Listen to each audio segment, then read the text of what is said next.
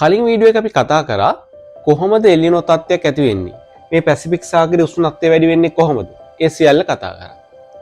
එතකොට මේ දවස්වල මේ ජූනි මාසේ කොළඹට වැස්ස වැඩිවීමක් තියෙනවා. ඉතින් ඔය කට්ටියට හිතෙනවා ඇති මේ එල්නිනෝ තත්ත්වයේ බලපෑමක් නිසාද කියලා. ඒක ගැන අපි කතා කරමු. සාමාන්‍ය අවුරුදුවලදී මේ නිර්තදිග මෝසම් නිසා මේ ජූනි අග වෙනකන් වැස්සේ වැඩිවීමක් තියෙනවා.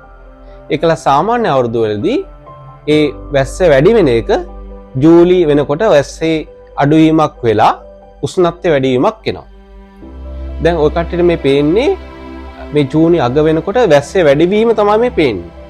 ඒතර වැස්සේ අඩුවීමක් එනවා. ඒක සාමාන්‍ය වර්ෂවල.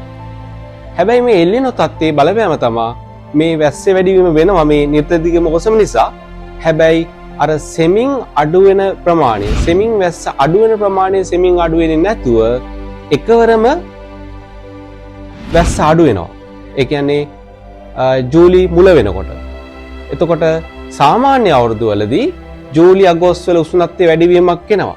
හැබැයි මේ එල්නිනෝ තත්ත්වය නිසා ජූලි අගෝස්තු වෙනකොට කලින් අවුරුදුවලදී වැඩි වෙච්ච උෂ්ණත්වයට වඩා වැඩිවීමක් එනවා.